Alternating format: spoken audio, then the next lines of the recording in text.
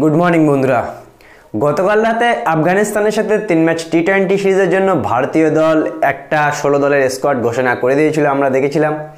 যেখানে গোটা ভারতবর্ষ আমার মনে হয় বন্ধুরা খুবই খুশি হয়েছিল স্কোয়াডটা দেখে। প্রায় 14-15 মাস পর বিরাট কোহলি আর রোহিত শর্মা টি-20 দলে কামব্যাক করছে। আর এই কামব্যাকটা সবাই এটা ধারণা করছে যে 2024 বিশ্বকাপ যেহেতু আর বেশি দিন বাকি নেই, জুন মাস থেকে শুরু হবে। আর সেই জুন মাস থেকেই কিন্তু টি-20 বিশ্বকাপের জন্য ভারতীয় দলকে এখন থেকে প্রস্তুত করার জন্য রোহিত শর্মা আর বিরাট কোহলির মতো প্লেয়ারকে ভারতীয় দলে ডাকা হয়েছে আবার।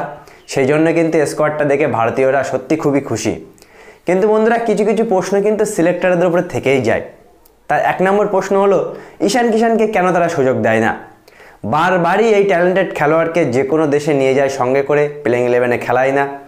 বন্ধুরা একটা জিনিস তোমরা খেয়াল করে দেখেছো যে ভারতীয় ক্রিকেট যে কন্ট্রোল বোর্ড বা সিলেক্টররা ভালো ভালো প্লেয়ারদের সাথে সবসময় কিন্তু বেইমানি করে।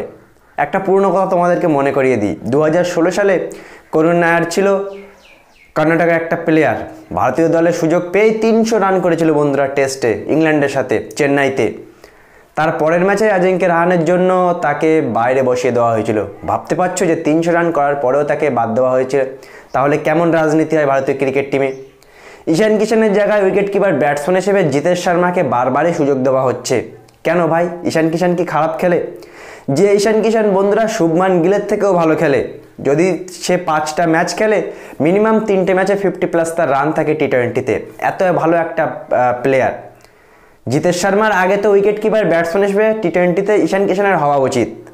বারবারই যখন তাদের সিলেক্টরের কাছে প্রশ্ন করা হয় যে ঈশান কিষানকে কেন খেলানো হচ্ছে না বা ঈশান কিষানকে কেন নেওয়া হচ্ছে না, সিলেক্টর তখনই কিন্তু একটা এক্সকিউজ দিয়ে দেয় যে তাকে বিশ্রাম দেওয়া হয়েছে।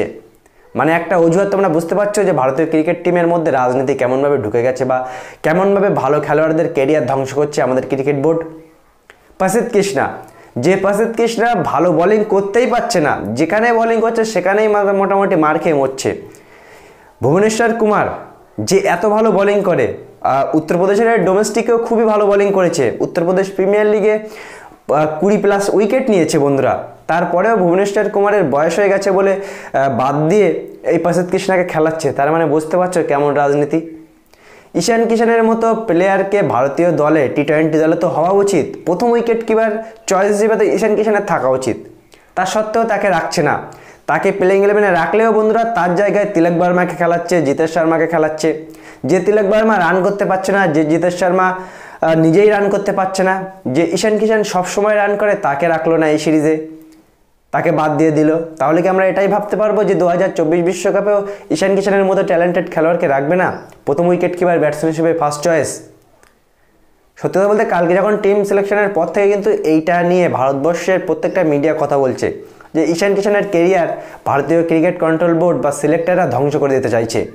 এত ভালো একজন খেলোয়াড় যে সবসময় রান করে তাকে কিন্তু সুযোগই দিচ্ছে না। আর শুভমান গিল যে কন্টিনিউ খারাপ করেই আসছে, নো ডাউট ভালো প্লেয়ার, খারাপ করছে বিগত বেশ কিছুদিন ধরে, কিন্তু ঈশান কিষান এমন একজন ব্যাটসম্যান বন্ধুরা যে 5টা ম্যাচ খেলে 3টে ম্যাচে 50+ রান করে, এত ভালো একটা প্লেয়ার। প্রথম উইকেট কিপার ব্যাটসম্যান হিসেবে তাকেই রাখা উচিত, কিন্তু এরা রাখছে না। রাজনীতি করে করে কিন্তু টিমটাকে শেষ করে দিচ্ছে আমাদের ক্রিকেট বোর্ড।